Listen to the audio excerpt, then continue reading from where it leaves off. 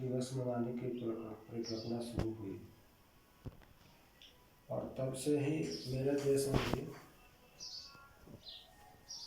पर्यावरण दिवस 5 जून को हम मनाते हैं सरकार की तरफ से भी। लेकिन इतने लंबे अंतराल के बावजूद आज जो परिस्थिति सामने है, वैश्विक महामारी कोरोना वायरस ने सबको हिला करके रख दिया। हम कृत्रिम हवा के लिए, कृत्रिम सांस के लिए दर दर के ठोकरें खाए। आखिर इसके पीछे वजह क्या रहा? हमने ऑक्सीजन की व्यवस्था नहीं कर पाए। ऑक्सीजन के स्रोत जो हमारे पेड़ पौधे हैं उनके तरफ हम ध्यान नहीं दिए। अगर हम ध्यान देते तो आज हमको ऑक्सीजन के लिए, कृत्रिम सांस के लिए दर दर नहीं भटकना पड़ता। इस कोरोना महामारी ने हमारे जीवन में पेड़ पौधों की उपयोगिता कितना है इसे सर्वविदित कर दिया। साइंस एंड टेक्नोलॉजी हमारे प्राकृतिक संसाधनों के सामने नतमस्तक हो गए। इम्यूनिटी पावर बढ़ाने के लिए हमने आंवला, नींबू से लेकर के जितने भी प्राकृतिक संसाधन के चीज़ हैं हमने उसकी आवश्यकता समझा, उसके तरफ दौड़े। लेकिन जो चाहिए था हमने नींबू का उत्पादन नहीं किया, हमने आंवला का उत्पादन नहीं किया।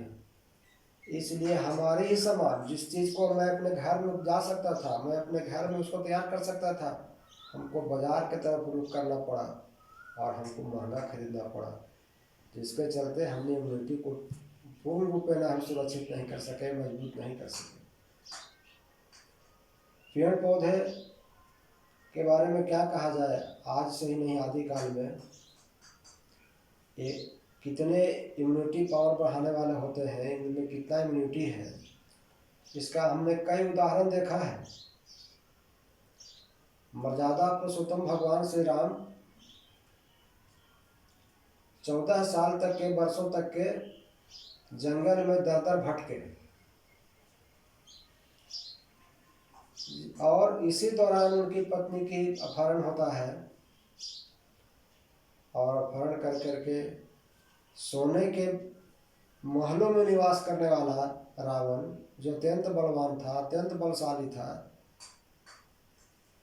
वो ले जाता है। लेकिन राम कुछ वनवासी को, जंगल झाल वन में रहने वाले लोगों को लेकर के जाते हैं और रावण को पराजित कर करके आते हैं, रावण के समूह को नष्ट करते हैं। लेकिन वही राम जब अयोध्या आते हैं, अयोध्या के महलों में रहते हैं और उनकी पत्नी, अपने पत्नी को जंगल भेजते हैं, घर से निकालते हैं। पत्नी जंगल में ही 2 बच्चों का जन्म देती है और उसी पेड़ पौधा के नीचे पलने वाले लव और कुश महान पराक्रमी, महान और पुरुषोत्तम भगवान श्री रामचंद्र जी और उनके तमाम समस्त सेनाओं को पराजित किया। आज जिस हम भारत देश में रह रहे हैं, इस भारत की पहचान भारत से हुआ है। भारत का भी रहन सहन, पालन पोषण, जीवन जंगल और पेड़ के नीचे बीता है।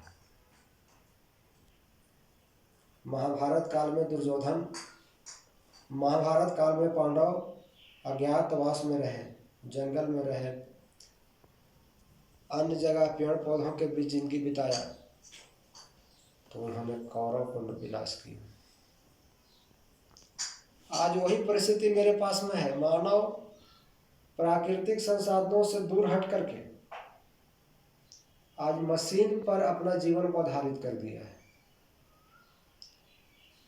मशीन से हमारे जीवन के कार्य सुगम हो सकते हैं, आसान हो सकते हैं, लेकिन उसके अनेक दुष्परिणाम भी सामने मिलता है।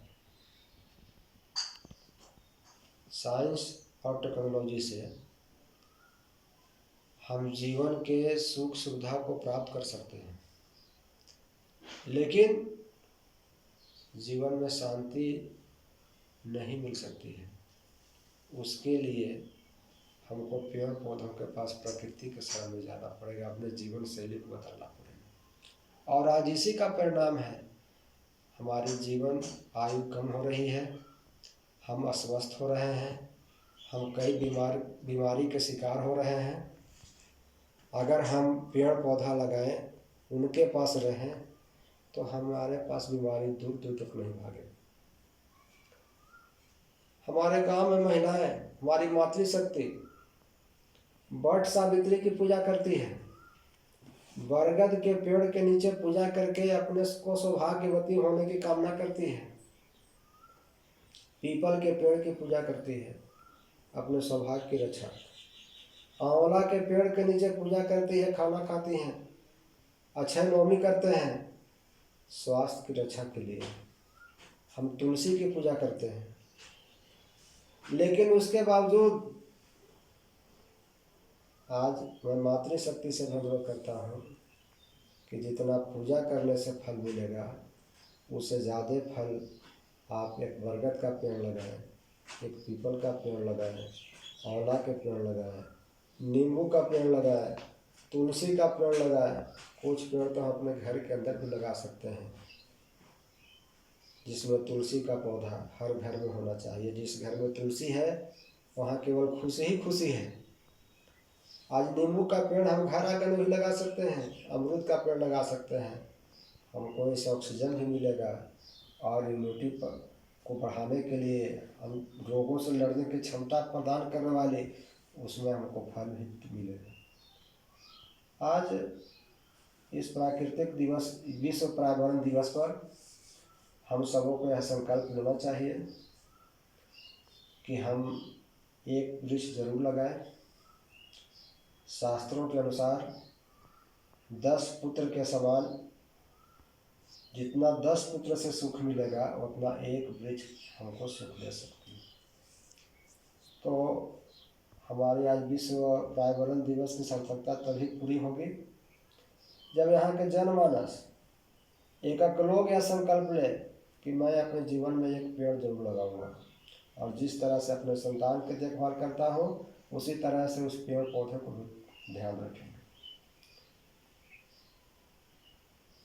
आज हमारे देश के यशस्वी प्रधानमंत्री नरेंद्र भाई मोदी ये पर्यावरण के तरफ, पेड़ पौधे लगाने के तरफ देश के लोगों को काफ़ी ध्यान आकृष्ट करा रहे हैं। हमारे बिहार के माननीय मुखिया नीतीश कुमार जी भी जल जीवन हरियाली कार्यक्रम चला रहे हैं। भारत सरकार के ही मनरेगा के तहत पेड़ लगाए जा रहे हैं, लेकिन उसके बाद भी यह दुर्भाग्य है कि हमारे सहयोग के अभाव में जितना पेड़ लगना चाहिए था, पेड़ लग जाते हैं और उनकी कोई सुरक्षा नहीं हो पाती है ठीक ढंग से, जिसके कारण वह पेड़ तैयार होने के पहले ही सूख जाते हैं। हमारी पैसा, सरकार की पैसा नहीं, हमारी पैसा जा रही है। हमारे खून मेहनत के कमीने से जो हम टैक्स देते हैं, उससे पैसा होती है, उससे सरकार चलती है, उससे अर्थव्यवस्था चलती है, तो वह भी नुकसान मेरा ही नुकसान है। इसलिए हम प्रण करें कि सरकार के द्वारा भी जो पेड़ पौधे लगाए जाएंगे, उसकी भी सुरक्षा हम करेंगे, और साथ ही साथ हम भी एक पेड़ जरूर लगाएंगे। इन्हीं सब बातों के साथ विश्व पर्यावरण दिवस पर आप सबों को हार्दिक शुभकामना, कुशल स्वास्थ्य की कामना के साथ आप सबको जय श्री राम।